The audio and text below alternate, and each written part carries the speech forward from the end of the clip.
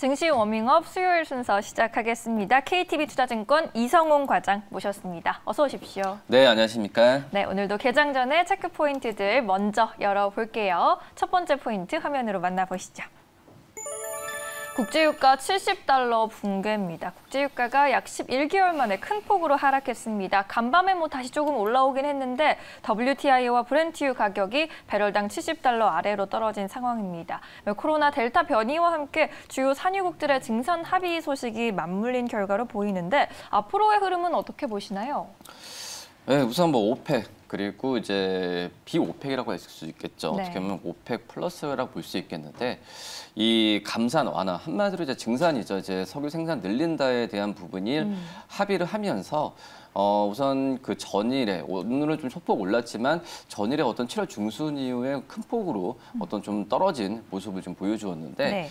그러면서 어제 우리나라 시장 같은 경우에도 이 원유 관련 에너지 종목들에 대한 낙폭이 좀 컸던 부분이라서 이 국제 유가라는 부분이 최근에 좀 작년부터 그랬지 2년 전부터 어떻게 보면 글로벌 경기의 어떤 바로미터라는 부분을 인식이 되면서 시장에서 이 국제 유가에 대한 이 하락세가 어떤 경기에 대한 민감 여기가 뭐 채권이랑 주식시장 같은 이 투자 상품 쪽으로의 심리까지도 작용하는 부분이니까 이 국제 유가에 대한 방향성에 대한 부분은 굉장히 좀 중요한 섹터다라고 좀 말씀드릴 수 있겠고요. 지금 현재 국제 유가에 대한 부분에 있어서 이런 증산에 대한 부분 때문에 향후에 또 떨어질 수 있다 아니면 어떤 하향 안정세가 나올 수 있다라는 여러 의견이 좀 분분하고 있는데 이 개인적으로 봤을 때는 이 큰 영향은 어떤 단기적인 이벤트로 끝나지 않을까라는 좀 판단이 되고 있고요. 우선 이 지금 현재 공급에 대한 부분, 그러니까 이 증산과 감산에 대한 부분이 결국 이제 공급입자 입장에서 좀 얘기하는 건데 네. 결론으로 봤을 때는 국제 유가에 대한 부분은 이 공급과 수요가 이 맞춰져야 가격이 형성이 되는 부분이거든요. 그렇기 때문에 물론 이 시발점이 바로 이제 공급자 입장에서 한다고 하더라도 이 수요에 대한 부분이 높아진다고 한다면은 결국에 봤을 때는 공급자 입장에서는 이 생산을 늘리는 상황 또 줄일 수 있는 상황을 이제 후행적으로 따라간다라고 좀 볼 수 있겠고요. 지금 현재는 이 약간의 봤을 때도 이 수요에 대한 어떤 증가에 대한 부분이 나올 가능성이 좀 있다라고 좀 생각이 되고 있고요. 지금 현재 봤을 때도 여름 같은 경우에 이 원유에 대한 수요 부분이 역사적으로 봤을 때도 이 시기 때가 가장 늘어났던 부분이기 때문에 앞으로 어떤 그 여행이나 이런 코로나에 대한 부분에 있어서 재확산에 대한 우려감은 있긴 하지만 원유 수요는 긍정적으로 갈 가능성이 있다라고 좀 판단이 되고 있습니다. 그렇기 때문에 아무리 증산을 한다고 하더라도 이런 스프레드가 균형을 맞춘다고 한다면 유가에 대한 급락 부분은 좀 제한될 가능성이 있다라고 판단되고 있고요. 지금 중요한 부분은 이제 9월 1일에 다음 오펙 플러스 회의가 네. 지금 개최가 되는데 이때 만약에 델타 변이에 대한 부분에 있어서 한 1개월 반 정도 남았잖아요. 9월 네. 1일까지 하려면. 그렇기 때문에 이거에 대한 델타 변이에 대한 원유 수요에 대한 또 감소가 있을 가능성이 있거든요. 그렇기 때문에 또 감산에 대한 부분을 할 수가 있기 때문에 말씀드렸던 이 수요와 공급의 스프레드 부분은 좀 일정 수준 유지될 가능성이 좀 있지 않을까라고 판단되면서 유가가 너무 크게 급락을 할 가능성은 좀 제한적이지 않을까라고 좀 생각이 되고 있고요. 네. 그리고 어느 정도 이 증산에 대한 부분 같은 경우에는 시장에서 좀 예상을 좀 했었던 부분이거든요. 뭐 그렇기 때문에 오늘 국제 유가가 67달러 소폭 오르면서 마감을 했는데 네. 뭐 그렇기 때문에 국제 유가에 대한 변동성은 자제될 가능성이 있다고 판단되고 있고 우리 시장의 전문가들 같은 경우에는 이 국제 유가가 이 상승이라기보다도 떨어지는 부분이 제한되는 하향 안정화에 좀 초점을 좀 맞추고 있기 때문에 이 정도 시기에서 에너지 또 원유 ETF 관련주에 대한 투자 부분을 좀 권고하는 좀 사항이다라고 말씀드릴 수 있습니다. 알겠습니다. 유가는 이제 안정세를 보일 것으로 전문가들의 의견이 모이고 있는 것 같습니다. 관련해서 투자 전략 세워보시면 좋겠네요. 두 번째 투자 포인트로 넘어가 보죠. 7만전자 탈출은 언제입니다.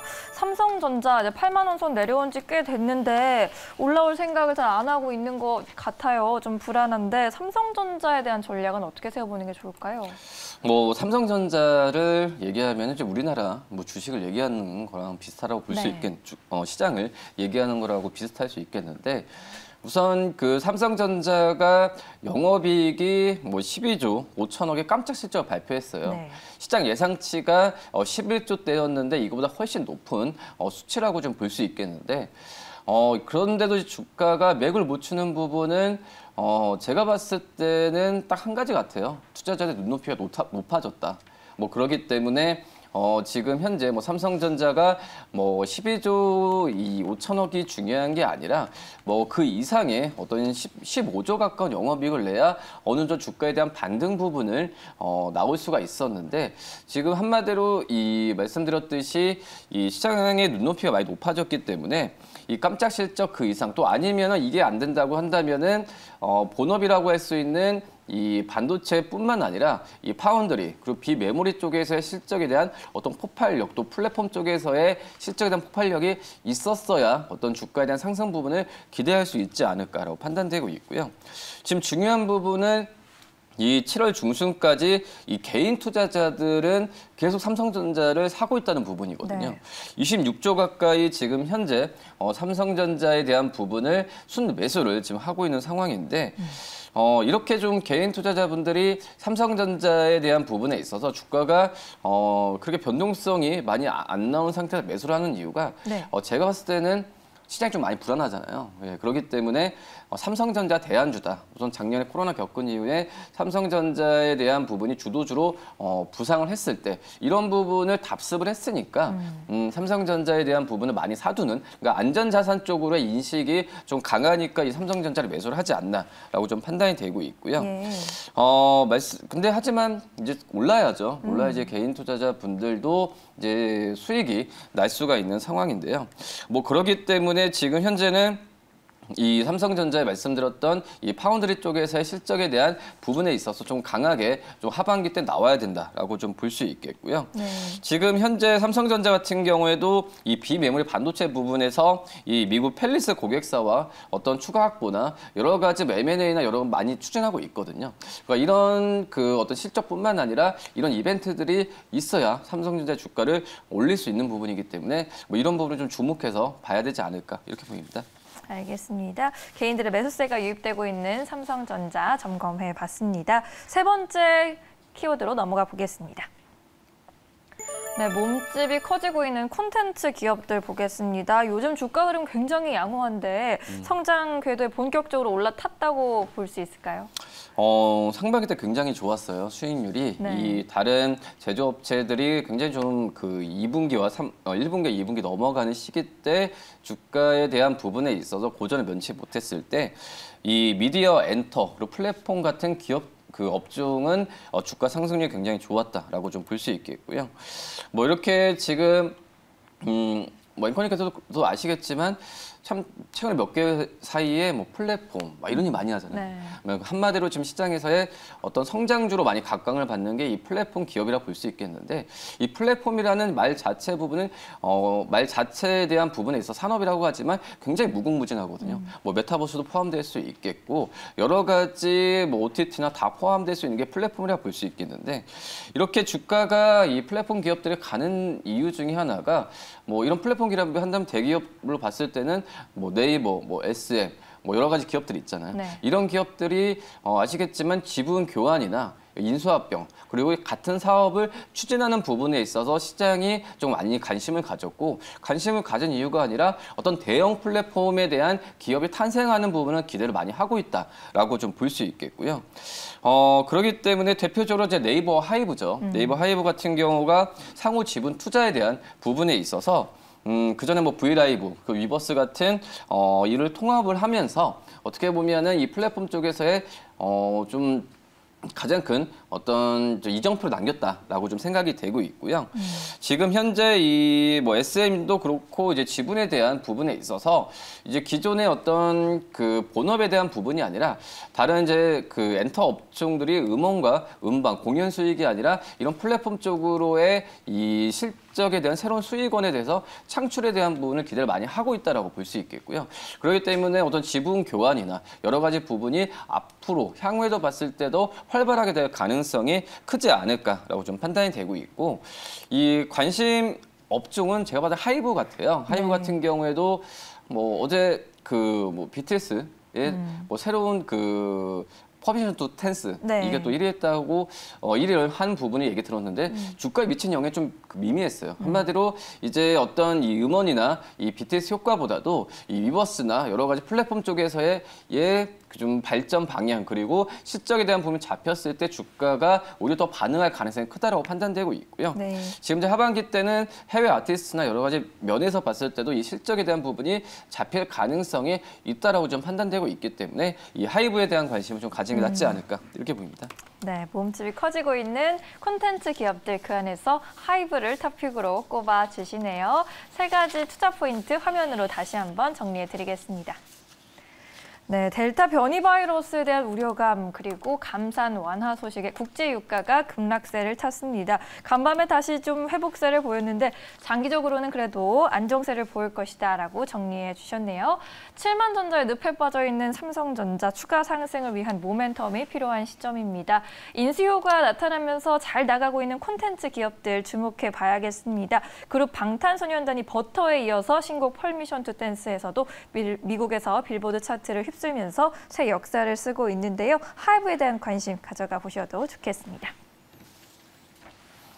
네, 이렇게 투자 포인트들 정리해봤고요. 이제 시장을 보는 눈을 좀 키워봤으니까 종목으로 접근해 보겠습니다. 어떤 종목 눈여겨보시나요? 예, 서울옥션 한번 말씀을 드릴 텐데요. 네. 주가가 굉장히 좋았죠. 올해 상반기 때 어떤 그 가장 관심을 갖던 종목 중에 하나가 서울옥션이라 볼 수 있겠는데, 이 서울옥션의 이 주가에 대한 상승 여력이 좀 많이 올라서 좀 부담이 될 수 있는 상황이지만, 제가 봤을 때는 이 주가에 대한 부분에 서울옥션이 어떤 경매잖아요. 이 경매 쪽에 대한 시장이 점점 커지는 과정에서 어떤 독과점 형태식으로 갔을 때 서울옥션에 대한 실적이나 뭐 이런 부분은 계속 주목을 받을 가능성이 있겠고, 그렇기 때문에 주가에 대한 부분도 상승 가능성이 굉장히 크다라고 좀 판단이 되고 있고요. 지금 현재 이 경매 쪽에 시장은 굉장히 좀 커지고 있다라고 좀 볼 수 있습니다. 거의 뭐 낙찰률도 봤을 때도 80% 이상을 갖고 있는 상황이고, 이 서울옥션은 경매 쪽에서의 이 실장에 대한 부분에도 관심 많이 갖고 있는데, 한마디로 실적은 그거죠. 이 경매했을 때 위탁 판매 수수료, 뭐 지급 수수료에 대한 부분인데요. 이 경매에 대한 부분은 이 코로나로 인한 부분에 있어서 오히려 이 경매가 어떤 물건을 구입하는 게 아니라 이 재테크 수단으로 많이 활용이 되는 경우가 굉장히 크다라고 좀 볼 수 있겠고, 지금 현재 이 아시아 쪽에서의 이 경매에 대한 부분에 있어서 거의 중심지가 홍콩이었다고 볼 수 있거든요. 하지만 지금 이제 홍콩 사태도 그렇고 이 코로나 사태로 인해서 이 경매 시장이 우리나라 쪽으로 많이 이동이 되는 상황으로 가고 있다라고 좀 볼 수 있겠고요. 지금 현재 뭐 이 코로나로 인해서 오프라인 쪽에서 경매 시장이 주춤한다고 주춤에 대한 우려가 있지만, 오히려 오프라인 쪽에서의 성장 부분은 견고하게 이루어지고 있고, 이 온라인 쪽 경매에 대한 부분에 있어서 이 서울옥션도 어떤 플랫폼을 계속 만들지 않을까라고 좀 판단이 되고 있습니다.